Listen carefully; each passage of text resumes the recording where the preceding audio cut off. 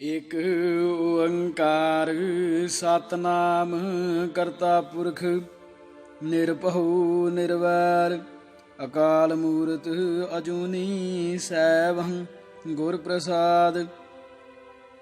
ਵਾਹਿਗੁਰੂ ਜੀ ਕਾ ਖਾਲਸਾ ਵਾਹਿਗੁਰੂ ਜੀ ਕੀ ਫਤਿਹ। ਸਰਦਾਰ ਕੁਲਬੀਰ ਸਿੰਘ ਜੀ ਕੌੜਾ ਜੀ ਦੀ ਰਚਨਾ ਤੇ ਸਿੱਖ ਵੀ ਨਿਕਲਿਆ ਗਿਆ।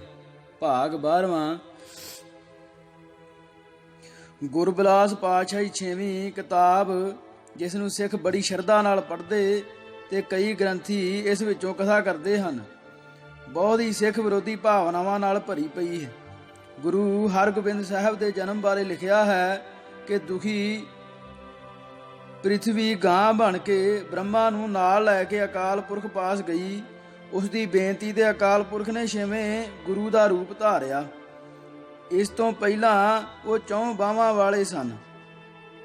ਇਸ ਤਰ੍ਹਾਂ ਲਖਾਰੀ ਨੇ ਗੁਰਮਤਿ ਵਿਰੁੱਧ ਅਕਾਲ ਪੁਰਖ ਨੂੰ ਜਨਮ ਮਰਨ ਵਾਲਾ 4 ਬਾਹਾਂ ਵਾਲਾ ਦੱਸਿਆ ਹੈ ਤੇ ਪਹਿਲੇ 5 ਗੁਰੂਆਂ ਨੂੰ ਨਿਕੰਮੇ ਕਿਹਾ ਹੈ, ਕਿਉਂਕਿ ਉਹਨਾਂ ਦੇ ਹੁੰਦਿਆਂ ਹੋਇਆਂ ਧਰਤੀ ਦੇ ਪਾਪਾਂ ਦਾ ਭਾਰ ਵੱਧ ਗਿਆ ਸੀ।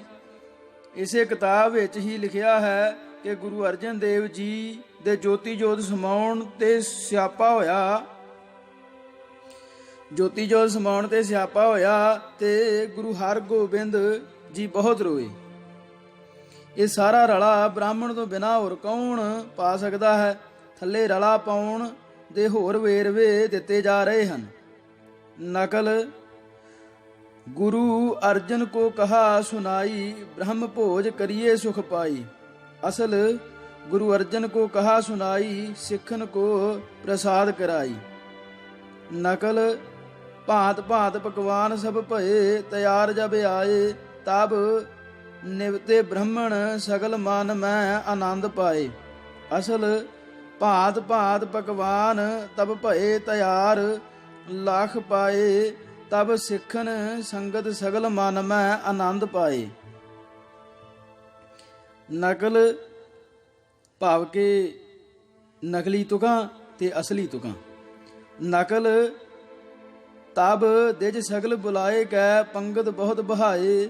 ਅਸਲ ਛਤਬ ਸਿੱਖ ਸਗਲ ਬੁਲਾਏ ਕੈ, ਪੰਗਤ ਦੀਨ ਬਹਾਏ। ਨਕਲ। ਹੋਏ ਸਭ ਤਿਬਤ ਉਠੇ ਦਿਜ ਰਾਈ, ਭਾਂਤ ਭਾਂਤ ਕੀ ਦਛਣਾ ਪਾਈ। ਮੁਖ ਸੋ ਸਭ ਦਿਜ ਐਸ ਉਚਾਰਾ, ਚਿਰ ਜੀਵੈ ਸੁਤ ਬਲੀ ਤੁਮਾਰਾ। ਅਸਲ ਆਨੰਦ ਪੜ ਦਿਓ ਵਰਤਾਏ, ਹੋਏ ਸਭ ਤਿਬਤ ਉਠੇ ਸੁਖ ਪਾਏ। ਭਾਂਤ ਭਾਂਤ ਕੇ ਸ਼ਬਦ ਉਠਾਵੈ, ਮਾਤ ਗੰਗ ਬਲ ਬਲ ਜਾਵੈ। ਫਿਰ ਸੰਗਤ ਅਰਦਾਸ ਕਰਾਈ, ਸ੍ਰੀ ਗੁਰੂ ਕੇ ਚਰਨਨ ਮਨ ਲਾਈ। ਸਭ ਸਿੱਖਨ ਮਿਲ ਐਸ ਉਚਾਰਾ, ਹਰ ਗੋਬਿੰਦ ਜੀਵੇ ਜੁਗ ਚਾਰਾ। ਨਕਲ। ਸਭੈ ਆਏ ਇਕੱਠੇ ਭਏ, ਮਨ ਮੈਂ ਆਨੰਦ ਅਪਾਰ। ਤਬੈ ਬੁਲਾਇਓ ਬਿਪਰ ਸੋ, ਨਾਈ ਯੁੱਤ ਤੇ ਵਾਰ। ਗਨਕ ਚੌਂਕ ਪੂਰਨ ਲਗੋ, ਹਰ ਗੋਬਿੰਦ ਸੁਖ ਖਾਨ। ਪਹਿਰ ਨਵੀਨ ਪੁਸ਼ਾਕ ਕੋ, ਪਟੜੀ ਪਰ ਪਗਠਾਨ। ਅਸਲ ਪਖੰਡ ਭਰਮ ਗਵਾਇਆ, ਹਉਮੈ ਪਰਨਾ ਹੋਏ। ਸੁਖ ਪਾਇਆ ਮਿਲ ਸਾਧ ਸੰਗ, ਦੁਖ ਸਰੀਰੋਂ ਖੋਏ। ਨਕਲ। ਜਗ ਮਿਰਜਾਦ ਕਰ ਕੈ, ਤਬੈ ਬਦੀ ਧਰੀ ਬਨਾਏ। ਬਿਪ ਬੰਦ ਬੈਠਤ ਭਏ, ਸ੍ਰੀ ਗੁਰ ਮਨ ਸੁਖ ਪਾਏ। ਅਸਲ ਰਾਮਦਾਸ ਗੁਰ ਲਾਮ ਉਚਾਰੀ, ਸੂਹੀ ਰਾਗ ਮਹਿ ਨਿਰਧਾਰੀ। ਹਰ ਗੋਬਿੰਦ ਤਬ ਲਾਵਾ ਲੀਨੀ, ਪਾਨ ਗ੍ਰਹਿਣ ਤਬਹੀ ਗੁਰ ਕੀਨੀ। ਨਕਲ। ਚੰਦਨ ਕੀ ਗੁਰ ਚਿਤਾ ਬਨਾਈ, ਉੱਪਰ ਮਹਾਦੇਵ ਦੇ ਪਾਏ। ਲਾਂਬੂ ਸ੍ਰੀ ਗੁਰੂ ਨਿਜ ਕਰ ਲਾਇਓ, ਸਗਲ ਰੀਤੀ ਗੁਰ ਆਪ ਕਰਾਇਓ। ਮੋਹਰੀ ਦਾਤੂ ਲਾਏ ਦੀਵਾਨ, ਕੀਰਤਨ ਸੁਨਤ ਪ੍ਰੀਤ ਮਨ ਮਾਨ। ਕਪਾਲ ਕਿਰਿਆ ਕਰ ਗੁਰੂ ਨਹਾਏ, 2 ਤਿਲਾਂਜਲ ਦੀਵਾਨ ਮਦ ਆਏ। ਅਸਲ ਚੰਦਨ ਕੀ ਗੁਰ ਚਿਖਾ ਬਨਾਈ, ਮਹਾਦੇਵ ਤਨ ਦਿਓ ਧਰਾਈ। ਲਾਂਬੂ ਸ੍ਰੀ ਗੁਰੂ ਨਿਜ ਕਰ ਲਾਇਓ, ਸਤ ਨਾਮ ਪੜ ਮੰਤਰ ਸੁਹਾਇਓ। ਮੋਹਰੀ ਦਾਤੂ ਲਾਏ ਦੀਵਾਨ, ਕੀਰਤਨ ਸੁਨਤ ਅਖੰਡ ਮਹਾਨ। ਕਰ ਸੰਸਕਾਰ ਗੁਰੂ ਜੀ ਨਹਾਏ, ਦੀਵਾਨ ਮਦ ਤਬ ਸਤਿਗੁਰ ਆਏ। ਬ੍ਰਾਹਮਣਵਾਦ ਦੁਆਰਾ ਹੋਰ ਕਈ ਗ੍ਰੰਥਾਂ ਵਿੱਚ ਵੀ ਇਸ ਤਰ੍ਹਾਂ ਦਾ ਬਹੁਤ ਰਲਾ ਪਾਇਆ ਗਿਆ ਹੈ ਤੇ ਇਸ ਰਲੇ ਨਾਲ ਸਿੱਖੀ ਦਾ ਅਸਲ ਸੰਕਲਪ ਹੀ ਬਦਲ ਗਿਆ ਹੈ। ਦੂਜੇ ਧਰਮਾਂ ਨੂੰ ਆਪਣੇ ਵਿੱਚ ਸਮੋਹ ਕੇ ਉਹਨਾਂ ਦੀ ਹੋਂਦ ਨੂੰ ਖਤਮ ਕਰ ਦੇਣ ਵਿੱਚ ਬ੍ਰਾਹਮਣਵਾਦ ਬਹੁਤ ਹੀ ਮਾਹਰ ਹੈ। ਸਿਰਲੇਖ ਪਿੰਡ ਬੜੂ ਕੇ ਬੜੂ ਸਾਹਿਬ। ਇਕਬਾਲ ਸਿੰਘ ਨਾਂ ਦਾ ਇੱਕ ਵਿਅਕਤੀ ਹਿਮਾਚਲ ਪ੍ਰਦੇਸ਼ ਦੇ ਸੂਬਾ ਬਣਨ ਤੇ ਇਸ ਸੂਬੇ ਦੇ ਖੇਤੀਬਾੜੀ ਵਿਭਾਗ ਦੇ ਬਾਗਬਾਨੀ ਵਿੰਗ ਵਿੱਚ ਇੰਸਪੈਕਟਰ ਸਨ। ਬਾਅਦ ਵਿੱਚ ਸ਼ਾਇਦ ਹੋਰ ਤਰੱਕੀ ਕਰ ਗਏ ਹੋਣਗੇ। ਵਿਆਹ ਨਹੀਂ ਕਰਵਾਇਆ ਜਾਂ ਹੋਇਆ ਨਹੀਂ, ਇਸ ਗੱਲ ਵਿੱਚੋਂ ਕਿਸੇ ਨੇ ਕੀ ਕੱਢਣਾ ਪਾਉਣਾ ਹੈ। ਵੈਸੇ ਵਿਆਹ ਨਾ ਹੋਣ ਦੇ ਦੋ ਕਾਰਨ ਹੁੰਦੇ ਹਨ, ਜਾਂ ਤਾਂ ਕਿਸੇ ਨੇ ਕੁੜੀ ਨਾ ਦਿੱਤੀ ਹੋਵੇ ਤੇ ਜਾਂ ਬੰਦਾ ਨਮਰਦ ਹੋਵੇ, ਨਹੀਂ ਤਾਂ ਤੀਜਾ ਹੋਰ ਕੋਈ ਕਾਰਨ ਹੋ ਹੀ ਨਹੀਂ ਸਕਦਾ। ਹਾਂ, ਗਿਆਨ ਦੇ ਗਲ ਵਿੱਚ ਰੱਸਾ ਪਾ ਕੇ ਭਾਵੇਂ ਕੋਈ ਜੋ ਮਰਜ਼ੀ ਆਖੀ ਜਾਵੇ ਕਿ ਬਚਪਨ ਵਿੱਚ ਹੀ ਪ੍ਰਭੂ ਜੀ ਦੀ ਲਗਨ ਲੱਗ ਗਈ ਸੀ। ਬੰਦਾ ਪੁੱਛੇ ਕਿ ਇਹਨਾਂ ਨੂੰ ਪ੍ਰਭੂ ਦੀ ਲਗਨ 10 ਗੁਰੂਆਂ ਨਾਲੋਂ ਵੱਧ ਲੱਗ ਗਈ ਸੀ। ਸਾਰੇ ਗੁਰੂਆਂ ਨੇ ਵਿਆਹ ਕਰਵਾਏ ਤੇ ਗ੍ਰਸਥ ਮਾਰਗ ਨੂੰ ਹੀ ਉੱਤਮ ਦੱਸਿਆ ਹੈ। ਕਈ ਕਹਿ ਦਿੰਦੇ ਹਨ ਲੋਕ ਸੇਵਾ ਕਰਕੇ ਵਿਆਹ ਨਹੀਂ ਕਰਵਾਇਆ, ਜਾਂ ਹੋਰ ਕੁਝ ਵੀ ਕੋਈ ਕਹਿ ਸਕਦਾ ਹੈ, ਪਰ ਇਹ ਸਾਰੀ ਬਹਾਨੇਬਾਜ਼ੀ ਹੈ। ਜਦੋਂ ਇਕਬਾਲ ਸਿੰਘ ਜੀ ਖੇਤੀਬਾੜੀ ਮਹਿਕਮੇ ਵਿੱਚੋਂ ਰਿਟਾਇਰ ਹੋਏ ਤਾਂ ਨਵੇਂ ਸਿਰਿਓਂ ਜ਼ਿੰਦਗੀ ਜੀਣ ਦੀ ਸਮੱਸਿਆ ਉਹਨਾਂ ਦੇ ਸਾਹਮਣੇ ਸੀ। ਹਿਮਾਚਲ ਦੇ ਚੱਪੇ ਚੱਪੇ ਦੇ ਉਹ ਜਾਣੂ ਸਨ। ਇੱਕ ਪਿੰਡ ਕਈ ਸਾਲਾਂ ਤੋਂ 2 ਪਿੰਡਾਂ ਜਾਂ ਪਰਿਵਾਰਾਂ ਦੀ ਦੁਸ਼ਮਣੀ ਦਾ ਕਾਰਨ ਸੀ। ਪੰਜਾਬ ਦੇ ਪਿੰਡਾਂ ਵਾਂਗ ਹੀ ਇਹੋ ਜਿਹੇ ਝਗੜੇ ਦਾ ਅੰਤ ਇੱਕ ਪਾਰਟੀ ਦੇ ਕਿਨਾਰਾ ਕਰਕੇ ਕਿਤੇ ਦੂਰ ਚਲੇ ਜਾਣ ਨਾਲ ਹੀ ਹੁੰਦਾ ਹੈ, ਨਹੀਂ ਤਾਂ ਕਦੀ ਇੱਧਰੋਂ ਤੇ ਕਦੀ ਉੱਧਰੋਂ ਕਿਸੇ ਨਾ ਕਿਸੇ ਦਾ ਕਤਲ ਹੁੰਦਾ ਹੀ ਰਹਿੰਦਾ ਹੈ। ਇਕਬਾਲ ਸਿੰਘ ਜੀ ਨੇ ਸੇਵਾ ਮੁਕਤ ਹੋਣ ਤੋਂ ਬਾਅਦ ਮਿਲੀ ਰਕਮ ਨਾਲ ਇਹ ਪਿੰਡ ਖਰੀਦ ਲਿਆ। ਇਸ ਪਿੰਡ ਦਾ ਨਾਮ ਬੜੂ ਸੀ।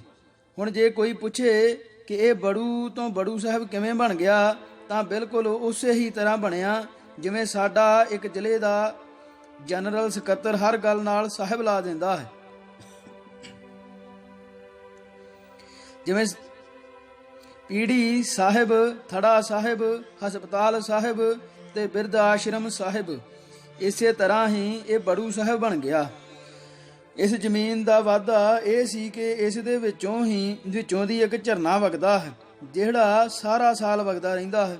ਪਹਾੜਾਂ ਵਿੱਚ ਪਾਣੀ ਦਾ ਹੋਣਾ ਬਹੁਤ ਵੱਡੀ ਗੱਲ ਹੁੰਦੀ ਹੈ, ਕਿਉਂਕਿ ਪਹਾੜਾਂ ਵਿੱਚ ਤਾਂ ਟੂਟੀ ਦਾ ਕਨੈਕਸ਼ਨ ਲੈਣ ਲਈ ਵੀ ਵਜ਼ੀਰਾਂ ਤੱਕ ਦੀ ਸਿਫਾਰਿਸ਼ ਪਾਉਣੀ ਪੈਂਦੀ ਹੈ।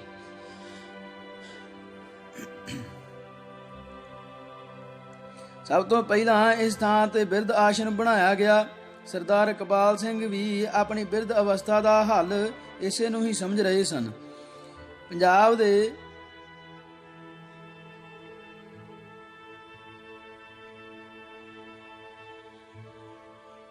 ਦੇ ਪਿੰਡਾਂ ਤੋਂ ਬਿਰਧ ਇਕੱਠੇ ਕਰਕੇ ਲਿਆਂਦੇ ਗਏ। ਇਹ ਅਸਥਾਨ ਪਹਾੜਾਂ ਵਿੱਚ ਉੱਥੇ ਹੈ ਜਿੱਥੇ ਕੋਈ ਸੜਕ ਜਾਂ ਡਾਕ ਤਾਰ ਆਦਿ ਦਾ ਕੋਈ ਪ੍ਰਬੰਧ ਨਹੀਂ। ਪਹਿਲਾਂ ਤਾਂ ਇੰਨੀ ਛੋਟੀ ਸੜਕ ਸੀ ਕਿ ਸਿਰਫ ਇੱਕ ਜੀਪ ਜਾਂ ਇੱਕ ਬੱਸ ਹੀ ਸੜਕ ਤੋਂ ਲੰਘ ਸਕਦੀ ਸੀ, ਦੂਜੀ ਨੂੰ ਖਲੋਣਾ ਪੈਂਦਾ ਸੀ। ਸੜਕ ਦੇ ਉੱਪਰ ਪਹਾੜ ਸਨ। ਜੇ ਰੱਬ ਨਾ ਕਰੇ ਪਹਾੜ ਦੇ ਪੱਥਰ ਕਿਸੇ ਵਜ੍ਹਾ ਨਾਲ ਸੜਕ ਵਿੱਚ ਡਿੱਗ ਪੈਣ ਤਾਂ ਫੌਜ ਹੀ ਉਹ ਰਾਹ ਚਾਲੂ ਕਰ ਸਕਦੀ ਸੀ। ਸਿਵਲ ਪ੍ਰਬੰਧਕਾਂ ਦੇ ਵੱਸ ਦਾ ਕੰਮ ਨਹੀਂ ਸੀ। ਚੁਣ ਕੇ ਇਕੱਠੇ ਕਰਕੇ ਲਿਆਂਦੇ ਹੋਏ ਬਿਰਧ ਹਫ਼ਤਾ 2 ਹਫ਼ਤੇ ਹੀ ਇੱਥੇ ਰਹੇ। ਪੰਜਾਬ ਦੇ ਛਟੇ ਫੂਕੇ ਹੋਏ ਬੁੱਢੇ ਜਿਹੜੇ ਹਰ ਕਿਸੇ ਨਾਲ ਆਡਾ ਲੈਣ ਗਿੱਝੇ ਹੋਏ ਹੋਣ ਤੇ ਨੂੰਹਾਂ ਜਾਂ ਪੁੱਤਾਂ ਦੀ, ਧੀ ਦੀ, ਭੈਣ ਦੀ ਕਰਨ ਵਾਲੇ ਹੋਣ, ਕਿੰਨਾ ਕੁ ਚਿਰ ਇਹਨਾਂ ਬੀਆਬਾਨ ਪਹਾੜਾਂ ਵਿੱਚ ਰਹਿ ਸਕਦੇ ਸਨ। ਛੇਤੀ ਹੀ ਉਹਨਾਂ ਨੂੰ ਪੋਤੇ ਪੋਤੀਆਂ ਤੇ ਪਰਿਵਾਰ ਦੀ ਯਾਦ ਸਤਾਉਣ ਲੱਗ ਪਈ। ਇੱਕ ਇੱਕ ਕਰਕੇ ਉਹ ਸਾਰੇ ਬੁੱਢੇ ਪੱਤਰਾਵਾਜ ਗਏ ਤੇ ਬਣਾਈ ਹੋਈ ਬਿਰਧ ਆਸ਼ਰਮ ਦੀ ਇਮਾਰਤ ਵਿੱਚ ਉੱਲੂ ਬੋਲਣ ਲੱਗ ਪਏ। ਇਕਬਾਲ ਸਿੰਘ, ਜਿਨ੍ਹਾਂ ਦੀ ਸਭ ਛੱਲੀ ਪੂਣੀ ਇਸ ਥਾਂ ਤੇ ਲੱਗ ਚੁੱਕੀ ਸੀ, ਨੂੰ ਬੜੀ ਚਿੰਤਾ ਹੋਈ।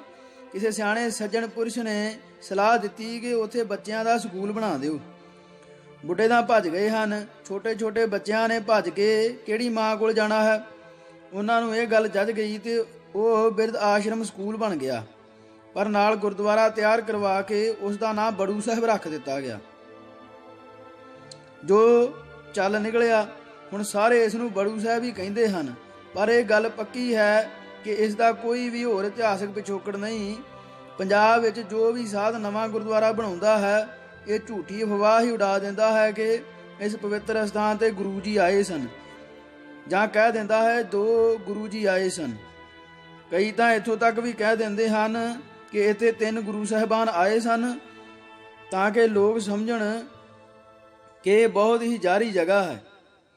ਅੱਜ ਕੱਲ੍ਹ ਬਾਬੇ ਇਕਬਾਲ ਸਿੰਘ ਨੇ ਵੀ ਕਿਤਾਬਚੇ ਜਿਹੇ ਛਪਵਾਏ ਹੋਏ ਹਨ, ਜਿਨ੍ਹਾਂ ਵਿੱਚ ਲਿਖਿਆ ਹੋਇਆ ਹੈ ਕਿ ਭੰਗਾਣੀ ਦਾ ਯੁੱਧ ਲੜਨ ਤੋਂ ਬਾਅਦ ਗੁਰੂ ਗੋਬਿੰਦ ਸਿੰਘ ਜੀ ਮਹਾਰਾਜ ਬੜੂ ਪਿੰਡ ਵਿੱਚ ਆਏ ਸਨ ਤੇ ਉਹਨਾਂ ਦੇ ਚਰਨਾਂ ਦੀ ਛੋਹ ਇਸ ਪਵਿੱਤਰ ਧਰਤੀ ਨੂੰ ਪ੍ਰਾਪਤ ਹੈ। ਇਹ ਗੱਲ ਨਿਰੀ ਬਕਵਾਸ ਅਤੇ ਝੂਠੀ ਹੈ। ਸਾਹਿਬ ਸ੍ਰੀ ਗੁਰੂ ਗੋਬਿੰਦ ਸਿੰਘ ਜੀ ਨੂੰ ਸੁਰੱਖਿਆ ਦਾ ਐਡਾ ਵੱਡਾ ਮਸਲਾ ਸੀ ਕਿ ਉਹ ਸਾਰੀ ਉਮਰ ਅੰਮ੍ਰਿਤਸਰ ਹਰਿਮੰਦਰ ਸਾਹਿਬ ਵੀ ਨਹੀਂ ਜਾ ਸਕੇ ਤੇ ਸੁਰੱਖਿਆ ਨੂੰ ਧਿਆਨ ਵਿੱਚ ਰੱਖਦੇ ਹੋਏ ਅਨੰਦਪੁਰ ਸਾਹਿਬ ਦੇ ਨੇੜੇ ਤੇੜੇ ਹੀ ਰਹੇ। ਤੇ ਸਿੱਖਾਂ ਦੇ 10 ਗੁਰੂ ਸਾਹਿਬਾਨ ਪੰਜਾਬ ਦੀ ਧਰਤੀ ਤੇ ਹੋਏ ਹਨ ਤੇ ਉਹ ਅਕਸਰ ਇਸੇ ਧਰਤੀ ਤੇ ਹੀ ਵਿਚਰਦੇ ਰਹੇ ਹਨ।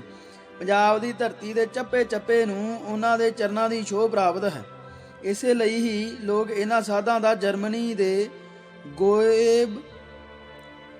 ਦੇ ਗੋਇਬਲਸ ਵਾਲਾ ਝੂਠ ਸੱਚ ਮੰਨ ਜਾਂਦੇ ਹਨ। ਕੀ ਫਿਰ ਸਾਰਾ ਪੰਜਾਬ ਗੁਰਦੁਆਰਿਆਂ ਵਿੱਚ ਹੀ ਤਬਦੀਲ ਨਹੀਂ ਕਰ ਦੇਣਾ ਚਾਹੀਦਾ?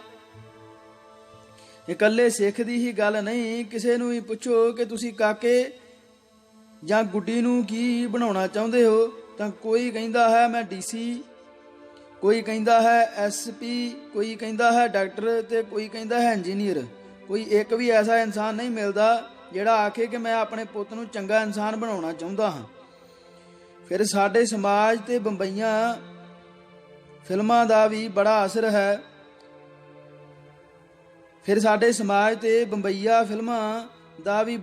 ਹੈ। ਹਰ ਮਾਂ ਪਿਓ ਚਾਹੁੰਦਾ ਹੈ ਕਿ ਮੇਰਾ ਪੁੱਤ ਜਾਂ ਧੀ ਪੜ੍ਹਾਈ ਵਿੱਚੋਂ ਪਹਿਲੇ ਨੰਬਰ ਤੇ ਆਵੇ, ਖੇਡਾਂ ਵਿੱਚ ਵੀ ਅਵਲ ਹੋਵੇ ਤੇ ਹੋਰ ਗੀਤ ਸੰਗੀਤ ਆਦਿ ਵਿੱਚ ਵੀ ਪਹਿਲੇ ਨੰਬਰ ਤੇ ਹੋਵੇ। ਪਰ ਸਿੱਖ ਪਰਿਵਾਰ ਇਸ ਤੋਂ ਵੀ ਇੱਕ ਕਦਮ ਅਗਾਂਹ ਲੰਘ ਜਾਂਦੇ ਹਨ ਤੇ ਖਾਸ ਰੱਖਦੇ ਹਨ ਕਿ ਸਾਡੇ ਬੱਚੇ ਸਿੱਖੀ ਵਿੱਚ ਵੀ ਪ੍ਰਪੱਕ ਹੋ ਜਾਣ, ਸ਼ਬਦ ਕੀਰਤਨ ਵੀ ਕਰਨ ਤੇ 2 ਵੇਲੇ 5 ਬਾਣੀਆਂ ਦੇ ਨਿਤਨੇਮੀ ਹੋਣ ਤੋਂ ਇਲਾਵਾ ਸਿੱਖ ਇਤਿਹਾਸ ਤੋਂ ਵੀ ਪੂਰੀ ਤਰ੍ਹਾਂ ਜਾਣੂ ਹੋਣ, ਤਾਂ ਕਿ ਅਸੀਂ ਸਿੱਖ ਸਮਾਜ ਵਿੱਚ ਆਪਣੇ ਬੱਚਿਆਂ ਦੀ ਲਿਆਕਤ ਦੀਆਂ ਡੀਂਗਾਂ ਮਾਰ ਸਕੀਏ। ਇਹ ਸਾਰੀਆਂ ਖਾਹਿਸ਼ਾਂ ਉਸ ਨੌਜਵਾਨ ਲੜਕੀ ਦੀਆਂ ਖਾਹਿਸ਼ਾਂ ਵਾਂਗ ਹਨ ਜਿਸ ਦੇ ਸਿਰ ਤੇ ਬੰਬਈਆਂ ਫਿਲਮਾਂ ਦਾ ਭੂਤ ਸਵਾਰ ਹੋਇਆ ਹੋਵੇ ਤੇ ਉਹ ਆਖੇ ਮੈਂ ਉਸ ਮੁੰਡੇ ਨਾਲ ਵਿਆਹ ਕਰਵਾਉਣਾ ਹੈ ਜਿਹੜਾ ਫਿਲਮਾਂ ਦੇ ਹੀਰੋ ਵਾਂਗ ਅਮੀਰ ਹੋਵੇ, ਪਾਰਟੀਆਂ ਵਿੱਚ ਗਾਣਾ ਗਾਵੇ ਤੇ ਚੱਲਦੇ ਜਹਾਜ਼ ਵਿੱਚੋਂ ਛਾਲ ਮਾਰ ਦੇਵੇ ਤੇ ਉਸ ਨੂੰ ਝਰੀਟ ਵੀ ਨਾ ਆਵੇ, ਅੱਗ ਵਿੱਚੋਂ ਲੰਘ ਜਾਵੇ, ਸਮੁੰਦਰ ਤਰ ਕੇ ਪਾਰ ਕਰ ਲਵੇ, ਇਕੱਲਾ ਹੀ 20 ਦੇ ਭਾਰੂ ਹੋਵੇ, ਡਿਸ਼ਕੂ ਕਰਕੇ ਲੋਕਾਂ ਦੇ ਨੱਕਾਂ ਤੇ ਮੁੱਕੇ ਮਾਰੇ, ਉਹ ਸਾਰੇ ਬੇਹੋਸ਼ ਹੋ ਕੇ ਸੜਕ ਵਿੱਚ ਲੰਮੇ ਪੈ ਜਾਣ, ਪਰ ਮੇਰਾ ਹੀਰੋ ਹੱਥ ਤੇ ਹੱਥ ਮਾਰ ਕੇ ਮਿੱਟੀ ਝਾੜ ਕੇ ਮੇਰੇ ਨਾਲ ਘੋੜੇ ਦੀ ਸਵਾਰੀ ਕਰਕੇ ਆਉ ਜਾਵੇ। ਇਸ ਤਰ੍ਹਾਂ ਦੀਆਂ ਖਾਹਿਸ਼ਾਂ ਹੀ ਬੱਚਿਆਂ ਦੇ ਮਾਂ ਪਿਓ ਨੂੰ ਸਾਰੇ ਨਾਜ ਨਚਾਉਂਦੀਆਂ ਹਨ। ਨਹੀਂ ਤਾਂ ਇੱਕ ਪ੍ਰਮਾਣਿਕ ਸੱਚ ਹੈ ਕਿ IAS ਤੇ IPS IFS IRS ਆਦਿ ਤੇ ਹੋਰ ਜਿੰਨੇ ਵੀ ਉੱਚ ਮੁਕਾਬਲੇ ਦੇ ਇਮਤਿਹਾਨ ਹਨ ਵਿੱਚ 90% ਅਫਸਰ ਆਨੇ ਟਕੇ ਫੀਸ ਵਾਲੇ ਤੱਪੜਾਂ ਦੇ ਬੈਠ ਕੇ ਪੜ੍ਹਾਈ ਕਰਵਾਉਣ ਵਾਲੇ ਸਕੂਲਾਂ ਵਿੱਚੋਂ ਹੀ ਆਉਂਦੇ ਹਨ। ਜਦੋਂ ਸਕੂਲ ਚਾਲੂ ਹੋ ਗਿਆ ਤਾਂ ਕੁਝ ਬੱਚੇ ਐਸੇ ਛਾਂਟੇ ਗਏ ਜਿਹੜੇ ਪੜ੍ਹਾਈ ਵਿੱਚੋਂ ਹੀ ਚੰਗੇ ਸਨ, ਸਰੀਰਕ ਪੱਖੋਂ ਰਿਸ਼ਟ-ਪੁਸ਼ਟ ਤੇ ਹਾਰਮੋਨੀਅਮ ਤੇ ਤਬਲਾ ਆਦਿ ਵਜਾ ਕੇ ਸ਼ਬਦ ਕੀਰਤਨ ਵੀ ਬੜਾ ਸੁਰੀਲਾ ਕਰਦੇ ਸਨ। ਇਸ ਕੰਮ ਲਈ 10 ਕੁ ਬੱਚੇ ਹੀ ਟ੍ਰੇਨਡ ਕੀਤੇ ਗਏ, ਪਰ ਜਿੱਥੇ ਜਿੱਥੇ ਵੀ ਜਿਹੜੇ ਗੁਰਦੁਆਰੇ ਉਹਨਾਂ ਬੱਚਿਆਂ ਨੇ ਕੀਰਤਨ ਕੀਤਾ, ਸ਼ਹਿਰੀ ਭਾਪੇ ਸਿੱਖ ਝੂਮ ਉੱਠੇ। ਦਿੱਲੀ, ਚੰਡੀਗੜ੍ਹ, ਹਰਿਆਣਾ ਤੇ ਪੰਜਾਬ ਵਿੱਚੋਂ ਲੋਕਾਂ ਨੇ ਧੜਾ-ਧੜ ਬੱਚੇ ਬੜੂ ਸਾਹਿਬ ਦਾਖਲ ਕਰਵਾ ਦਿੱਤੇ। ਚਲੋ ਸਿੰਘੋ ਰਲ ਦਰਸ਼ਨ ਕਰੀਏ, ਗੁਰੂ ਗੋਬਿੰਦ ਸਿੰਘ ਆਏ ਨੇ ਦੇ ਉਤਸ਼ਾਹ ਵਾਂਗ ਲੋਕ ਬੜੇ ਉਤਸ਼ਾਹਤ ਸਨ ਕਿ ਜਿੱਥੇ ਸਾਡੇ ਬੱਚੇ ਪੜ੍ਹਾਈ ਵਿੱਚ 1 ਨੰਬਰ ਤੇ ਆਉਣਗੇ, ਉੱਥੇ ਗੁਰਸਿੱਖ ਵੀ ਉੱਚ ਕੋਟੀ ਦੇ ਬਣਨਗੇ ਤੇ ਕੀਰਤਨ ਕਰਨ ਵਾਲੀਆਂ ਤਾਂ ਹੱਦਾਂ ਹੀ ਮੁਕਾ ਦੇਣਗੇ। ਅੰਨੇ ਜਾਣ ਡਰੋਲੀ ਮੇਲਾ ਮੁਕਤਸਰ ਦਾ ਵਾਂਗ ਲੋਕਾਂ ਨੇ ਬਿਨਾਂ ਸੋਚੇ ਸਮਝੇ ਝੱਟ ਆਪਣੇ ਨਿਆਣੇ ਦਾਖਲ ਕਰਵਾਉਣ ਦੀ ਕੀਤੀ। ਮੇਰੇ ਰਿਸ਼ਤੇਦਾਰਾਂ ਦੇ 2 ਬੱਚੇ, ਇੱਕ ਮੁੰਡਾ ਤੇ ਇੱਕ ਕੁੜੀ ਵੀ ਆਪੇ ਬਣਾਏ ਹੋਏ ਬੜੂ ਸਾਹਿਬ ਵਿੱਚ ਪੜ੍ਹਦੇ ਸਨ। ਮੇਰੇ ਰਿਸ਼ਤੇਦਾਰ ਕੁੜਮ ਤੇ ਕੁੜਮਣੀ ਸਾਹਿਬਾ ਇੱਕ ਦਿਨ ਆਏ ਤੇ ਕਹਿਣ ਲੱਗੇ, ਚਲੋ ਤੁਹਾਨੂੰ ਵੀ ਸੈਰ ਕਰਵਾ ਲਿਆਈਏ। ਅਸੀਂ ਵੀ ਉਹਨਾਂ ਨਾਲ ਚਲੇ ਗਏ। ਪਹਾੜੀ ਰਸਤਾ ਉਹਨਾਂ ਕੁ ਹੀ ਸੀ ਜਿੱਥੋਂ ਦੀ ਮਸਾਂ ਇੱਕ ਗੱਡੀ ਲੰਘਦੀ ਸੀ। ਸ਼੍ਰੀਨਗਰ ਜਾਂਦਿਆਂ ਖੂਨੀ ਨਾਲੇ ਦੇ ਪੁਲ ਵਾਲਾ ਰਸਤਾ ਤਾਂ ਸ਼ਾਇਦ ਥੋੜਾ ਚੌੜਾ ਹੋਵੇ, ਪਰ ਇਹ ਰਾਹ ਤਾਂ ਉਸ ਤੋਂ ਵੀ ਘੱਟ ਚੌੜਾ ਸੀ। ਸਕੂਲ ਵਿੱਚ ਗੁਰਦੁਆਰਾ ਪਹਿਲੀ ਮੰਜ਼ਿਲ ਤੇ ਬਣੇ ਹਾਲ ਵਿੱਚ ਬਣਾਇਆ ਹੋਇਆ ਹੈ। ਇੱਕ ਬੁੱਢਾ ਝਾਂਗੀ ਸਿੱਖ ਇੱਕ ਦਰਖਤ ਦੇ ਆਲੇ ਦੁਆਲੇ ਬੜੇ ਜਾਂ ਬਣੇ ਥੜੇ ਤੇ ਬੈਠਾ ਝਾਂਗੀ ਬੋਲੀ ਵਿੱਚ ਹੀ ਕਹਾਣੀ ਸੁਣਾ ਰਿਹਾ ਸੀ। ਅਖੇ ਇੱਥੋਂ ਦੇ ਲੋਕ ਪਹਾੜੀਏ ਬਹੁਤ ਚੰਗੇ ਹਨ। ਇੱਕ ਦਿਨ ਇੱਕ ਬੁੱਢਾ ਪਹਾੜੀਆ ਆਇਆ ਤੇ ਆਖਿਓ, ਸੂ ਮੈਂ ਬਾਬਾ ਜੀ ਨੂੰ ਮਿਲਣਾ ਹੈ। ਮੈਂ ਕਿਹਾ, ਬਾਬਾ ਜੀ ਬਾਹਰ ਵਿਦੇਸ਼ ਗਏ ਹੋਏ ਨੇ। ਉਸਨੇ ਕਿਹਾ, ਨਹੀਂ, ਮੈਂ ਵੱਡੇ ਬਾਬਾ ਜੀ ਨੂੰ ਮਿਲਣਾ ਹੈ। ਮੈਂ ਸਮਝ ਗਿਆ ਕਿ ਇਹ ਸ੍ਰੀ ਗੁਰੂ ਗ੍ਰੰਥ ਸਾਹਿਬ ਦੇ ਦਰਸ਼ਨ ਕਰਨਾ ਚਾਹੁੰਦਾ ਹੈ। ਮੈਂ ਉੱਪਰ ਲੈ ਗਿਆ ਤਾਂ ਉਸਨੇ 2 ਕੇਲੇ ਜੋ ਉਹ ਨਾਲ ਲਿਆਇਆ ਸੀ ਰੱਖ ਕੇ ਮੱਥਾ ਟੇਕਿਆ ਤੇ ਮੂੰਹ ਵਿੱਚ ਕੁਝ ਚਿਰ ਬੁੜਬੜਾਉਂਦਾ ਰਿਹਾ, ਫਿਰ ਚਲਾ ਗਿਆ। ਫਿਰ ਉਸਨੇ ਸਾਰੇ ਆਲੇ ਦੁਆਲੇ ਇਕੱਠੇ ਹੋਏ ਲੋਕਾਂ ਨੂੰ ਦੱਸਿਆ ਕਿ ਇਹ ਬੜੀ ਜਾਰੀ ਜਗ੍ਹਾ ਹੈ। ਇੱਥੇ ਸੈਂਕੜੇ ਹੀ ਦੇਵਤਿਆਂ ਨੇ ਸਮੇਂ-ਸਮੇਂ ਸਿਰ ਤਪ ਕੀਤਾ ਹੈ। ਜਦੋਂ ਨੀਹਾਂ ਪੁੱਟਦੇ ਸਾਂ ਤਾਂ ਉਦੋਂ ਧੂਣੇ ਤੇ ਪੁਰਾਤਨ ਸਮੇਂ ਦੀਆਂ ਖੜਾਵਾਂ ਨਿਕਲਦੀਆਂ ਸਨ। ਬਹੁਤ ਹੀ ਜਾਰੀ ਥਾਂ ਹੈ ਇਹ। ਬਾਬਾ ਜੀ ਨੇ ਐਵੇਂ ਹੀ ਨਹੀਂ ਇੱਥੇ ਗੁਰਦੁਆਰਾ ਤੇ ਸਕੂਲ ਬਣਾਇਆ। ਬੰਦੇ ਦੇ ਬੰਦੇ ਜਾਨਵਰ ਤੱਕ ਇਸ ਸਥਾਨ ਤੇ ਦਰਸ਼ਨ ਕਰਨ ਆਉਂਦੇ ਸਨ। ਫਿਰ ਉਸਨੇ ਇੱਕ ਹੋਰ ਕਰਾਮਾਤੀ ਗੱਲ ਸੁਣਾਈ। ਅਖੇ ਇੱਕ ਦਿਨ ਇੱਕ ਸੱਪ ਸਿੱਧਾ ਪੌੜੀਆਂ ਚੜ੍ਹ ਕੇ ਬਾਬਾ ਜੀ ਦੇ ਕਮਰੇ ਵਿੱਚ ਚਲਾ ਗਿਆ। ਉਹ ਸੱਪ ਉਧਰੋਂ ਆਇਆ ਸੀ। ਉਸਨੇ ਹੱਥ ਨਾਲ ਇੱਕ ਉੱਚੀ ਪਹਾੜੀ ਚੋਟੀ ਵੱਲ ਇਸ਼ਾਰਾ ਕਰਕੇ ਦੱਸਿਆ। ਫਿਰ ਉਹ ਲੋਕਾਂ ਨੂੰ ਕਹਿਣ ਲੱਗਾ, ਤੁਹਾਨੂੰ ਤਾਂ ਪਤਾ ਹੀ ਹੈ ਕਿ ਸੱਪ ਪੌੜੀਆਂ ਨਹੀਂ ਚੜ੍ਹ ਸਕਦਾ। ਫਿਰ ਉਧਰੋਂ ਪਾਣੀ ਲੰਘ ਕੇ ਤਾਂ ਸੱਪ ਉਂਝ ਵੀ ਇਸ ਇਮਾਰਤ ਵੱਲ ਨਹੀਂ ਆ ਸਕਦਾ। ਮੇਰੇ ਨਾਲ ਇੱਕ ਕਮਲੇ ਜਿਹੇ ਸਿੱਖ ਵੱਲ ਇਸ਼ਾਰਾ ਕਰਕੇ, ਜਿਸ ਨੂੰ ਕਈ ਵਾਰ ਪਾਗਲਪਣ ਦੇ ਦੌਰੇ ਪੈ ਚੁੱਕੇ ਸਨ ਤੇ ਬਿਜਲੀਆਂ ਵਗੈਰਾ ਵੀ ਲੱਗਦੀਆਂ ਰਹੀਆਂ ਸਨ। ਉਸ ਸਿੱਖ ਦੀ ਭੈਣ ਵੀ ਉਸ ਸਕੂਲ ਵਿੱਚ ਮਾਸਟਰਾਣੀ ਲੱਗੀ ਹੋਈ ਸੀ ਤੇ ਉਹ ਸਿੰਘ ਵੀ ਉੱਥੇ ਸੇਵਾ ਕਰਦਾ ਸੀ ਤੇ ਕਹਿੰਦੇ ਹਨ ਕਿ ਜਦੋਂ ਦਾ ਇੱਥੇ ਆਇਆ ਸੀ ਹੁਣ ਉਹਨੂੰ ਕਦੇ ਕਮਲ ਨਹੀਂ ਕੁੱਦਿਆ ਤੇ ਬਿਲਕੁਲ ਠੀਕ ਠਾਕ ਹੈ। ਇਹ ਸਭ ਕੁਝ ਵੀ ਉਸ ਬੁੱਢੇ ਝਾਂਗੀ ਸਿੱਖ ਦੇ ਦੱਸਣ ਅਨੁਸਾਰ ਬਾਬਾ ਜੀ ਦੇ ਤੇਜ ਤਪ ਤੇ ਇਸ ਥਾਂ ਦੀ ਛੋਹ ਪ੍ਰਾਪਤ ਕਰਨ ਨਾਲ ਹੋਇਆ ਹੈ। ਸਿੰਘ ਵੀ ਸੀ ਤੇ ਉਸ ਨੂੰ ਹੱਥ ਦੇ ਇਸ਼ਾਰੇ ਨਾਲ ਆਪਣੇ ਕੋਲ ਸੱਦ ਲਿਆ ਤੇ ਉਹਨੂੰ ਆਪਣੀ ਗੱਲ ਦੀ ਚਸ਼ਮਦੀਦੀ ਦੇ ਤੌਰ ਤੇ ਗਵਾਹੀ ਦੇਣ ਲਈ ਕਿਹਾ। ਕਿਉਂ ਬਈ ਸਿਆ ਉਹ ਸੱਪ ਵਾਲੀ ਗੱਲ ਜਿਹੜਾ ਆਪਣੇ ਸਾਹਮਣੇ ਉੱਪਰ ਜਾ ਕੇ ਬਾਬਾ ਜੀ ਨੂੰ ਮੱਥਾ ਟੇਕ ਕੇ ਬਹਿ ਗਿਆ ਸੀ ਤੇ ਫਿਰ ਸ਼ਬਦ ਕੀਰਤਨ ਸੁਣਨ ਤੋਂ ਬਾਅਦ ਭੋਗ ਪਏ ਤੇ ਆਪੇ ਹੀ ਥੱਲੇ ਆ ਗਿਆ ਸੀ ਤੇ ਰਵਾਂ ਰਵੀ ਜਿੱਧਰੋਂ ਆਇਆ ਸੀ ਉਧਰ ਹੀ ਚਲਾ ਗਿਆ ਸੀ। ਉਹ ਸਿੱਖ ਇੱਕ ਮੰਜੇ ਹੋਏ ਗਵਾਹ ਵਾਂਗ ਬੋਲਿਆ, ਉਹ ਸੱਪ ਤੇ ਹੁਣ ਵੀ ਕਈ ਵਾਰ ਸਾਨੂੰ ਉਸ ਪਹਾੜੀ ਤੇ ਦਿਸਦਾ ਹੁੰਦਾ ਹੈ। ਜਦੋਂ ਵੀ ਮਿਲੇ ਇੱਕ ਵਾਰ ਫਨ ਉਤਾਂ ਚੁੱਕ ਕੇ ਸਾਨੂੰ ਪਛਾਣ ਕੇ ਪਰਾਂ ਨੂੰ ਚਲਾ ਜਾਂਦਾ। ਲੋਕ ਪੜਨ ਵਾਲੇ ਬੱਚਿਆਂ ਦੇ ਮਾਤਾ ਪਿਤਾ ਤੇ ਉਹਨਾਂ ਨਾਲ ਆਏ ਉਹਨਾਂ ਦੇ ਰਿਸ਼ਤੇਦਾਰ ਬੜੀ ਸ਼ਰਧਾ ਤੇ ਧਿਆਨ ਨਾਲ ਉਹਨਾਂ ਦੀ ਗੱਲ ਸੁਣ ਰਹੇ ਸਨ ਤੇ ਵਿੱਚ ਵਿੱਚ ਮੂੰਹੋਂ ਸਤਿਨਾਮ ਵਾਹਿਗੁਰੂ ਵੀ ਕਹਿੰਦੇ ਸਨ। ਉਹਨਾਂ ਦੋਹਾਂ ਸੇਵਾਦਾਰਾਂ ਦੀ ਗੱਲ ਸੁਣ ਕੇ ਮੇਰਾ ਹਾਸਾ ਨਿਕਲ ਗਿਆ। ਗੱਪੀ ਲੋਕਾਂ ਦੀ ਵੀ ਆਪਣੀ ਹੀ ਇੱਕ ਦੁਨੀਆ ਹੁੰਦੀ ਹੈ। ਇੱਕ ਸਾਧੂ ਕਹਿਣ ਲੱਗਾ, ਮੇਰੀ ਉਮਰ 700 ਸਾਲ ਹੈ। ਇੱਕ ਵਿਅਕਤੀ ਦਾ ਇਹ ਗੱਲ ਮੰਨਣ ਨੂੰ ਜੀ ਨਾ ਕੀਤਾ। ਉਹਨੇ ਉਸਦੇ ਚੇਲੇ ਨੂੰ ਪੁੱਛਿਆ ਕਿ ਸਾਧੂ ਜੀ ਦੀ ਉਮਰ ਸੱਚਮੁੱਚ ਹੀ 700 ਸਾਲ ਹੈ। ਉਹਨੇ ਅੱਗੋਂ ਬੜੇ ਭੋਲੇ ਭਾਵ ਉੱਤਰ ਦਿੱਤਾ, ਮੈਂ ਤਾਂ ਸਿਰਫ 300 ਸਾਲ ਤੋਂ ਹੀ ਸਾਧੂ ਜੀ ਦੇ ਨਾਲ ਹਾਂ।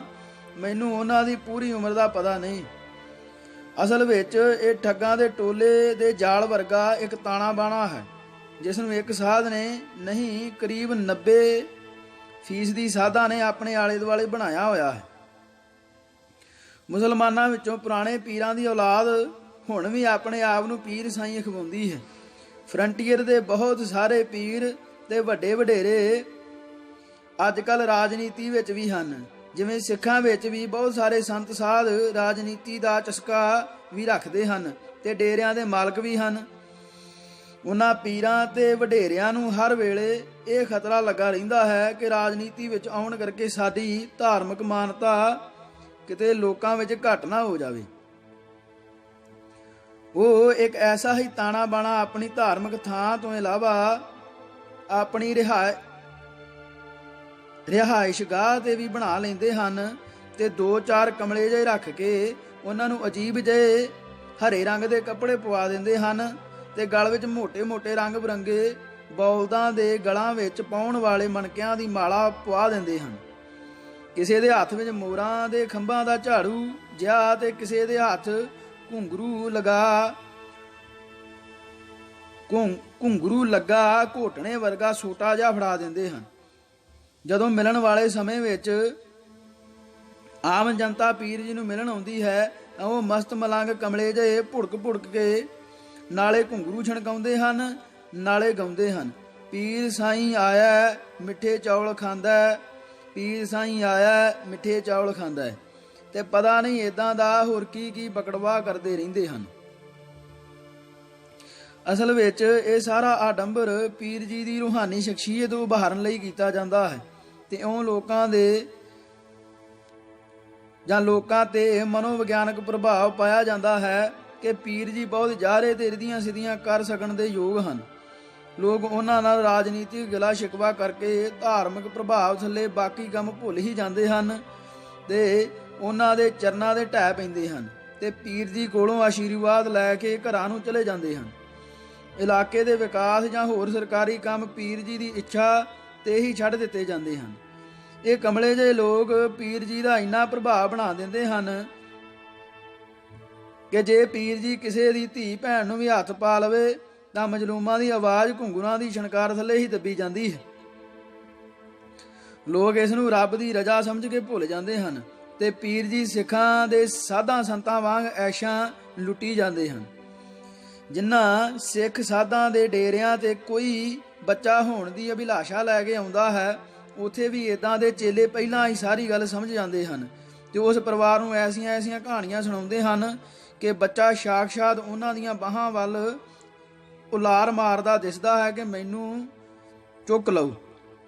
ਸਾਧ ਦੇ ਚੇਲੇ ਜੇ ਕਹਿੰਦੇ ਹਨ, ਲਓ ਜੀ ਆਹ ਅਜੇ ਪਿਛਲੇ ਹਫ਼ਤੇ ਦੀ ਗੱਲ ਹੈ। ਫਿਰ ਲੋਕਾਂ ਨੂੰ ਯਕੀਨ ਦਿਵਾਉਣ ਲਈ ਆਪਣੇ ਨਾਲ ਦੇ ਨੂੰ ਪੁੱਛਣ ਲੱਗ ਪੈਣਗੇ, ਕਿਉਂ ਬਈ ਫਲਾਣਿਆ ਉਹ ਜਿਹੜੇ ਬੰਬਈਓਂ ਆਏ ਸੀ ਭਲਾ ਇਸ ਹਫ਼ਤੇ ਦੀ ਗੱਲ ਹੈ ਕਿ ਪਿਛਲੇ ਐਤਵਾਰ ਦੀ? ਉਹ ਅੱਗੋਂ ਕਹਿੰਦਾ ਹੈ ਇਸੇ ਐਤਵਾਰ ਦੀ। ਪਿਛਲੇ ਹਫ਼ਤੇ ਦੇ ਬਾਬਾ ਜੀ ਯੂਪੀ ਗਏ ਹੋਏ ਸੀ। ਸੁਣਨ ਵਾਲੇ ਨੂੰ ਕਾਫੀ ਹੱਦ ਤੱਕ ਯਕੀਨ ਵੱਧ ਜਾਂਦਾ ਹੈ ਕਿ ਜਦੋਂ ਦਿਨਾਂ ਤੱਕ ਦਾ ਭੁਲੇਖਾ ਵੀ ਕੱਢ ਰਹੇ ਹਨ ਤਾਂ ਇਹਨਾਂ ਦੀ ਗੱਲ ਬਿਲਕੁਲ 16 ਆਨੇ ਸੱਚੀ ਹੋਵੇਗੀ। ਲਓ ਜੀ ਤੁਸੀਂ ਯਕੀਨ ਨਹੀਂ ਕਰਨਾ, ਬੰਬਈਓਂ ਆਈ ਇੱਕ ਬੀਬੀ ਬਾਬਾ ਜੀ ਦੇ ਚਰਨਾਂ ਦੇ ਢਹਿ ਕੇ ਰੋਈ ਜਾਏ। ਬਾਬਾ ਜੀ ਨੇ ਆਖਿਆ, ਵਾਹਿਗੁਰੂ ਵਾਹਿਗੁਰੂ ਬੋਲੋ, ਦੱਸੋ ਕਸ਼ਟ ਕੀ ਹੈ? ਉਹਨਾਂ ਆਖਿਆ, ਬਾਬਾ ਜੀ ਆ ਸਾਡੀ ਗੁੱਡੀ ਵਿਆਹੀ ਨੂੰ 11 ਸਾਲ ਹੋ ਗਏ ਹਨ, ਗੋਦ ਹਰੀ ਨਹੀਂ ਹੁੰਦੀ। ਬਾਬਾ ਜੀ ਸਾਡੀ ਧੀ ਨੂੰ ਆਪਣੇ ਘਰ ਵਿੱਚ ਕਿਸੇ ਤਰ੍ਹਾਂ ਦੀ ਕੋਈ ਕਮੀ ਨਹੀਂ, ਬਸ ਨਿੱਕੀ ਜਿਹੀ ਜਿੰਦ ਕਿਤੇ ਇਹਨਾਂ ਦੇ ਘਰ ਆ ਜਾਵੇ ਤੇ ਸਾਰੇ ਕਸ਼ਟ ਕੱਟੇ ਜਾਣ। ਬਾਬਾ ਜੀ ਨੇ ਆਖਿਆ, ਵਾਹਿਗੁਰੂ ਭਲੀ ਕਰੂ। ਫਿਰ ਉਹ ਖਹਿੜੇ ਹੀ ਪੈ ਗਏ। ਬਾਬਾ ਜੀ ਹੋਰ ਨਹੀਂ ਤੇ ਤੁਸੀਂ ਇਹਨਾਂ ਦੇ ਘਰ ਚਰਨ ਪਾਓ। ਬਾਬਾ ਜੀ ਨੇ ਹਾਂ ਕਰ ਦਿੱਤੀ। ਉਦਣ ਕਿਤੇ ਮੇਹਰਾਂ ਦੇ ਘਰ ਵਿੱਚ ਆਏ ਹੋਏ ਸੀ, ਨਹੀਂ ਤੇ ਥੋੜੇ ਕੀਤੇ ਕਿਸੇ ਦੇ ਜਾਂਦੇ ਹੀ ਨਹੀਂ।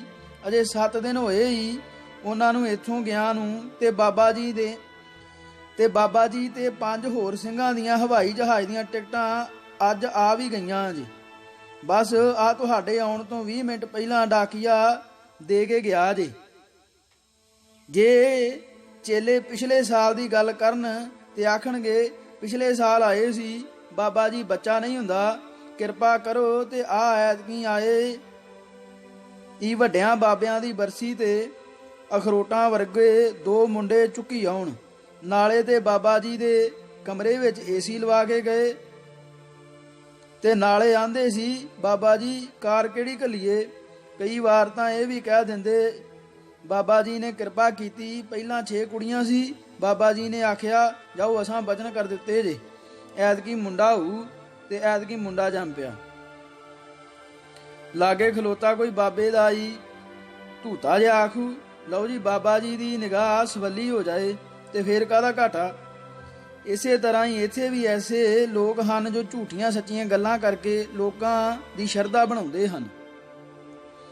ਜੇ ਟੁੱਚੀ ਜਿਹੇ ਲੋਕ ਅਸਲੀਅਤ ਵਿੱਚ ਸ਼ਰਧਾ ਦਾ ਘੋਲ ਨਾ ਪਾਉਣ ਤਾਂ ਸ਼ਾਇਦ ਬਹੁਤ ਸਾਰੇ ਮਾਤਾ ਪਿਤਾ ਆਪਣੇ ਬੱਚਿਆਂ ਨੂੰ ਇਸ ਸਕੂਲ ਵਿੱਚੋਂ ਕਢਾ ਕੇ ਹੀ ਲੈ ਜਾਣ। ਕਈ ਸਿੱਖ ਤਾਂ ਇੰਨੇ ਸ਼ਰਧਾ ਵਿੱਚ ਡੁੱਬ ਗਏ ਹਨ ਕਿ 2.5 ਸਾਲ ਤੱਕ ਦੇ ਬੱਚੇ ਨੂੰ ਵੀ ਇਸ ਸਕੂਲ ਪਾ ਦਿੰਦੇ ਹਨ। ਉੱਥੇ ਬਹੁਤ ਸਾਰੇ ਬੱਚੇ ਉਦੋਂ 2.5 ਸਾਲ, ਪੌਣੇ 3 ਸਾਲ, 3 ਸਾਲ ਤੱਕ ਦੇ ਸਨ। ਕਰੀਬ 90-95% ਬੱਚਿਆਂ ਦੇ ਸਿਰ ਵਿੱਚ ਜੂਆਂ ਪਈਆਂ ਹੋਈਆਂ ਸਨ ਤੇ ਲਗਭਗ ਸਾਰੇ ਹੀ ਬੱਚਿਆਂ ਨੂੰ ਸਕੈਬੀ ਭਾਵ ਖੁਰਕ ਪਈ ਹੋਈ ਸੀ। ਇਸ ਦਾ ਸਿੱਧਾ ਕਾਰਨ ਸਫਾਈ ਦਾ ਨਾ ਹੋਣਾ ਹੈ। ਘਰਾਂ ਵਿੱਚ ਮਾਵਾਂ ਆਪਣੇ ਬੱਚਿਆਂ ਨੂੰ ਮਲ ਮਲ ਕੇ ਨਹਾਉਂਦੀਆਂ ਹਨ, ਪਰ ਇੱਥੇ ਦਾ ਤਾਂ ਮੈਂ ਅਜੀਬ ਨਜ਼ਾਰਾ ਵੇਖਿਆ। ਕੋਈ 100 ਕੁ ਟੂਟੀ ਇੱਕ ਲਾਈਨ ਵਿੱਚ ਲੱਗੀ ਹੋਈ ਹੈ। ਕਹਿੰਦੇ ਹਨ ਤੱਤੇ ਪਾਣੀ ਦਾ ਪ੍ਰਬੰਧ ਕੀਤਾ ਹੋਇਆ ਹੈ, ਪਰ ਦਿਸਿਆ ਕਿਤੇ ਨਹੀਂ। ਟੂਟੀਆਂ ਵਿੱਚ ਪਾਣੀ ਵੀ ਬਸ ਧਾਗੇ ਵਰਗਾ ਹੀ ਆਉਂਦਾ ਹੈ। ਬੱਚਿਆਂ ਦੀ ਸਾਂਭ ਵਾਸਤੇ ਜਿਹੜੀਆਂ ਔਰਤਾਂ ਰੱਖੀਆਂ ਹੋਈਆਂ ਹਨ, ਉਹ ਘੂਕ ਸੁੱਤੇ ਪਏ ਬੱਚੇ ਨੂੰ ਇੱਕ ਬਾਂਹ ਤੋਂ ਫੜ ਕੇ ਉਤਾਂਹ ਚੁੱਕ ਦਿੰਦੀਆਂ ਹਨ। ਬੱਚੇ ਅੱਬੜਵਾਏ ਜਾਗ ਪੈਂਦੇ ਹਨ। ਉਹ ਔਰਤਾਂ ਉਹਨਾਂ ਦੇ ਕੱਪੜੇ ਇਸ ਤਰ੍ਹਾਂ ਲਾਉਂਦੀਆਂ ਹਨ ਜਿਵੇਂ ਕੇਲਾ ਛਿਲੀਦਾ ਹੈ। ਨੰਗ ਮਨੰਗਾ ਬੱਚਾ ਭੱਜ ਕੇ ਆਪਣਾ ਮੱਗ ਪਾਣੀ ਦੀ ਟੂਟੀ ਥੱਲੇ ਰੱਖ ਦਿੰਦਾ ਹੈ। ਕਿੰਨੇ ਹੀ ਚਿਰ ਬਾਅਦ ਮੱਗ ਭਰਦਾ ਹੈ। ਬੱਚਾ ਠਰੂ ਠਰੂ ਕਰਦਾ ਇੱਕ ਮੱਗ ਪਾਣੀ ਦਾ ਪਿੰਡੇ ਤੇ ਪਾ ਕੇ ਫਿਰ ਟੂਟੀ ਥੱਲੇ ਰੱਖ ਦਿੰਦਾ ਹੈ। ਉਧਰ ਕਹਿਰ ਦੀ ਸਰਦੀ ਦੰਦੋ ਡਿੱਕਾ ਵੱਜਦੇ ਵੱਜਦੇ 2-3 ਮੱਗ ਪਾ ਕੇ ਉਰੇ ਨੂੰ ਭੱਜ ਆਉਂਦਾ ਹੈ। ਨਾ ਕੋਈ ਸਾਬਣ ਲਾਉਣਾ, ਨਾ ਕੋਈ ਸਫਾਈ ਕਰਨੀ, ਬਸ ਗਿੱਲੇ ਸੁੱਕੇ ਜਿਹੇ ਨੂੰ ਪੂੰਝ ਕੇ ਕੱਪੜੇ ਪਾ ਕੇ ਪਟਕਾ ਬੰਨ੍ਹ ਦੇਣਾ ਤੇ ਦਰਬਾਰ ਵਿੱਚ ਭੇਜ ਦੇਣਾ। ਇਹ ਕੰਮ ਸਵੇਰੇ 3:30 ਵਜੇ ਤੱਕ ਮੁੱਕ ਜਾਂਦਾ ਹੈ। ਬੱਚੇ ਮੱਥਾ ਟੇਕ ਕੇ ਬੈਠ ਜਾਂਦੇ ਹਨ। ਕੀਰਤਨ ਸ਼ੁਰੂ ਹੋ ਜਾਂਦਾ ਹੈ। ਉਹਨਾਂ ਬੱਚਿਆਂ ਨੂੰ ਹੱਥ ਜੋੜ ਕੇ ਸ਼ਰਧਾ ਨਾਲ ਬੈਠਣਾ ਸਿਖਾਇਆ ਜਾਂਦਾ ਹੈ। ਇਸ ਸਾਰੇ ਕੰਮ ਦੀ ਨਿਗਰਾਨੀ ਵੱਡੀਆਂ ਕਲਾਸਾਂ ਦੇ ਬੱਚੇ, ਮੁੰਡੇ ਤੇ ਕੁੜੀਆਂ ਕਰਦੇ ਹਨ। ਕੀਰਤਨ ਸੁਣਦੇ ਸੁਣਦੇ 80 ਸਾਲ ਦੇ ਬੁੱਢੇ ਵੀ ਸੌਂ ਜਾਂਦੇ ਹਨ। 2.5-3 ਸਾਲ ਦੇ ਬੱਚੇ ਨੂੰ ਨੀਂਦ ਬਹੁਤ ਪਿਆਰੀ ਹੁੰਦੀ ਹੈ। ਵਿਚਾਰਿਆਂ ਦੀ ਬੈਠੇ ਬੈਠੇ ਝਪਕੀ ਲੱਗ ਜਾਂਦੀ ਹੈ। ਉਧਰ ਦਰਬਾਰ ਸਾਹਿਬ ਵਿੱਚ ਜੇਲ੍ਹ ਦੇ ਲੰਬਰਦਾਰਾਂ ਵਾਂਗ ਜਦੋਂ ਹੀ ਵੱਡੇ ਬੱਚਿਆਂ ਦੀ ਨਿਗਾਹ ਸੁੱਤੇ ਪਏ ਬੱਚੇ ਤੇ ਪੈਂਦੀ ਹੈ, ਉਹ ਆ ਕੇ ਸਿਰ ਵਿੱਚ ਪਟੋਕੀ ਮਾਰ ਕੇ ਜਗਾ ਦਿੰਦੇ ਹਨ। ਇਸ ਤਰ੍ਹਾਂ 5-5:30 ਵਜੇ ਤੱਕ ਹੁੰਦਾ ਰਹਿੰਦਾ ਹੈ। ਫਿਰ ਪ੍ਰਸ਼ਾਦ ਵਰਤਿਆ ਜਾਂਦਾ ਹੈ ਜਾਂ ਵਰਤਾਇਆ ਜਾਂਦਾ ਹੈ ਤੇ ਅਰਦਾਸ ਵੀ ਕਦੀ ਕਿਸੇ ਬੱਚੇ ਕੋਲੋਂ ਤੇ ਦੂਜੇ ਦਿਨ ਦੂਜੇ ਬੱਚੇ ਕੋਲੋਂ ਕਰਵਾਈ ਜਾਂਦੀ ਹੈ। ਇਹਨਾਂ ਬੱਚਿਆਂ ਦੇ ਵਿੱਚ ਹੀ ਬੱਚਿਆਂ ਨੂੰ ਮਿਲਣ ਆਏ ਮਾਂ ਪਿਓ ਤੇ ਉਹਨਾਂ ਦੇ ਰਿਸ਼ਤੇਦਾਰ ਸੰਗਤ ਰੂਪ ਵਿੱਚ ਬੈਠੇ ਹੁੰਦੇ ਹਨ। ਪਰ ਇਹ ਲੋਕ ਇੰਨੇ ਬੁੱਚੜ ਤੇ ਘੋਗੜ ਕੰਨੇ ਹੋ ਚੁੱਕੇ ਹਨ ਕਿ ਇਸ ਨੂੰ ਗੁਰਬਾਣੀ ਪੜ੍ਹਾਉਣ ਦਾ ਨਾਂ ਦੇ ਰਹੇ ਹੁੰਦੇ ਹਨ ਤੇ ਭੁੱਲ ਜਾਂਦੇ ਹਨ ਕਿ 2.5-3 ਸਾਲ ਦੇ ਬੱਚੇ ਦੀ ਉਮਰ ਪੜ੍ਹਨ ਵਾਲੀ ਨਹੀਂ ਹੁੰਦੀ। ਪੂਰੀ ਦੁਨੀਆ ਦੇ ਕਿਸੇ ਵੀ ਦੇਸ਼ ਵਿੱਚ 5 ਸਾਲ ਤੋਂ ਥੱਲੇ ਦਾ ਬੱਚਾ ਸਕੂਲ ਵਿੱਚ ਦਾਖਲ ਕਰਨਾ ਜਾਂ ਕਰਵਾਉਣਾ ਕਾਨੂੰਨੀ ਜੁਰਮ ਹੈ, ਕਿਉਂਕਿ ਮੈਡੀਕਲ ਸਾਇੰਸ ਕਹਿੰਦੀ ਹੈ ਕਿ ਬੱਚੇ ਦਾ ਦਿਮਾਗ 5 ਸਾਲ ਦੀ ਉਮਰ ਵਿੱਚ ਜਾ ਕੇ ਹੀ ਕੁਝ ਯਾਦ ਰੱਖਣ ਦੇ ਕਾਬਲ ਹੁੰਦਾ ਹੈ। ਉਸ ਤੋਂ ਛੋਟੇ ਬੱਚੇ ਦੇ ਦਿਮਾਗ 'ਚ ਯਾਦਾਂ ਦੀਆਂ ਲਹਿਰਾਂ ਜਿਹੀਆਂ ਉੱਠਦੀਆਂ ਰਹਿੰਦੀਆਂ ਹਨ ਤੇ ਉਸ ਨੂੰ ਬਹੁਤ ਘੱਟ ਗੱਲਾਂ ਯਾਦ ਰਹਿੰਦੀਆਂ ਹਨ। ਕੁਝ ਗੱਲਾਂ ਨੂੰ ਛੱਡ ਕੇ ਬਾਕੀ ਦੀਆਂ ਤਕਰੀਬਨ ਸਾਰੀਆਂ ਹੀ ਗੱਲਾਂ ਉਹ ਕੁਝ ਹੀ ਮਿੰਟਾਂ ਵਿੱਚ ਭੁੱਲ ਜਾਂਦਾ ਹੈ। ਰਹੀ 2.5-3 ਸਾਲ ਦੇ ਬੱਚੇ ਦੀ ਗੱਲ, ਤਾਂ ਏਡੇ ਬੱਚੇ ਨੂੰ ਦਿਨ ਵਿੱਚ ਘੱਟ ਤੋਂ ਘੱਟ 15-16 ਘੰਟੇ ਨੀਂਦ ਜ਼ਰੂਰ ਚਾਹੀਦੀ ਹੈ। ਤੜਕੇ ਬੱਚੇ ਨੂੰ ਉਠਾਉਣਾ ਉਸ ਤੇ ਬੁੱਚੜਪੁਣਾ ਕਰਨ ਦੇ ਬਰਾਬਰ ਹੈ। ਜਿਸ ਤਰੀਕੇ ਨਾਲ ਏਡੇ ਬੱਚੇ ਨੂੰ ਜਗਾਇਆ ਜਾਂਦਾ ਹੈ, ਉਹ ਵੀ ਕਿਸੇ ਤਰ੍ਹਾਂ ਦੇ ਟਾਰਚਰ ਭਾਵ ਤਸ਼ੱਦਦ ਤੋਂ ਘੱਟ ਨਹੀਂ। ਵੱਡੇ ਬੱਚਿਆਂ ਨੂੰ ਵੀ ਸਵੇਰੇ ਸਵੇਰੇ ਉਠਾਉਣ ਲਈ ਮਾਵਾਂ ਨੂੰ ਬੜੇ ਪਾਪੜ ਵੇਲਣੇ ਪੈਂਦੇ ਹਨ। ਪਹਿਲਾਂ ਮਾਂ ਉਸ ਬੱਚੇ ਨਾਲ ਲੰਮੀ ਪੈਂਦੀ ਹੈ, ਉਸ ਦਾ ਮੱਥਾ ਚੁੰਮਦੀ ਹੈ, ਫਿਰ ਹੌਲੀ ਹੌਲੀ ਉਸ ਦੇ ਸਾਰੇ ਸਰੀਰ ਤੇ ਹੱਥ ਫੇਰੀ ਜਾਂਦੀ ਹੈ, ਨਾਲੇ ਆਖੀ ਜਾਂਦੀ ਹੈ, ਉੱਠ ਮੇਰਾ ਬੇਟਾ, ਅੱਜ ਤੇਰੇ ਪਾਪਾ ਆਪ ਤੈਨੂੰ ਲੈਣ ਆਉਣਗੇ, ਫਿਰ ਆਪਾਂ ਬਾਜ਼ਾਰ ਚੱਲਾਂਗੇ। ਇਸ ਤਰ੍ਹਾਂ ਕਰਦਿਆਂ ਕਰਦਿਆਂ ਕਿੰਨੇ ਚਿਰ ਤੱਕ ਬੱਚਾ ਕਰਦਾ ਰਹਿੰਦਾ ਹੈ। ਫਿਰ ਕਹਿੰਦਾ ਹੈ ਮੈਂ ਆਈਸਕ੍ਰੀਮ ਵੀ ਖਾਣ ਜਾਊਂਗਾ। ਮਾਂ ਹੋਰ ਕਈ ਲਾਲਚ ਦਿੰਦੀ ਹੈ। ਫਿਰ ਕਿਤੇ ਜਾ ਕੇ ਕਈ ਚੋਲਾਂ ਮੋਲਾਂ ਨਾਲ ਬੱਚਾ ਉੱਠਦਾ ਹੈ। ਸੋ ਇਸ ਭਾਗ ਲਈ ਇਹਨਾਂ ਜੀ। ਵਾਹਿਗੁਰੂ ਜੀ ਕਾ ਖਾਲਸਾ, ਵਾਹਿਗੁਰੂ ਜੀ ਕੀ ਫਤਿਹ।